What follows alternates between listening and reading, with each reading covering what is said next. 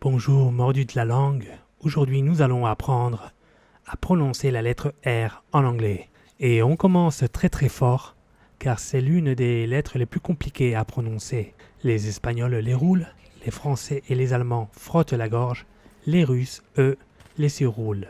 Bien que ce soit totalement accepté d'avoir une sonorité totalement différente, on va quand même faire ce tuto pour faire un R comme les Américains, qui est un R bien plus compliqué que par exemple le R anglais.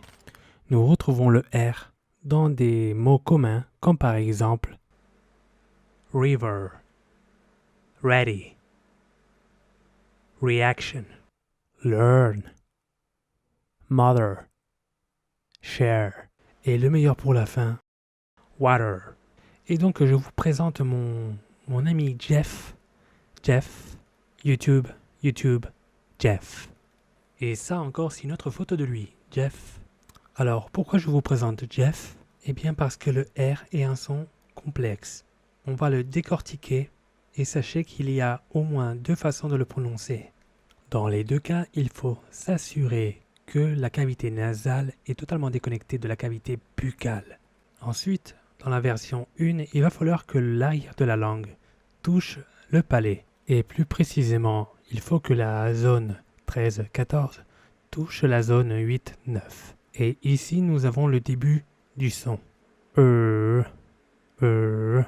Pour finaliser le son, il va falloir, avec le bout de notre langue, pointer vers la zone 4 et 5. Alors, on est bien d'accord, on met en retrait notre langue vers l'arrière comme on a dit, et en même temps, avec la pointe, on va viser le haut du début du palais sans le toucher, ce qui donnera quelque chose comme ça.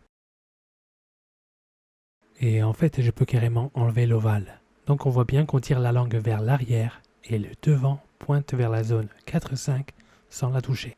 Pour s'aider, on peut tirer les lèvres vers l'avant et pour finir, on peut dire que la langue prend une forme de cuillère et par conséquent, elle n'est pas totalement plate. Ce qui rajouté au son précédent, donnera un son creux. La façon numéro 2 de faire ce son est de faire exactement la même chose, sauf qu'on va placer la langue un peu plus haut vers le palais, concrètement en zone 7, voire 8. Et on peut arriver au même son. Bon, voilà.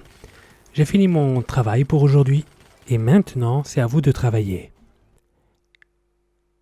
Carrot, arm, fork, pork, corn, world, treasure, friend, cry. Bon voilà, j'ai fini. J'espère vous revoir bientôt pour une autre vidéo sur anglais facile. Ah, et très important, souscrivez.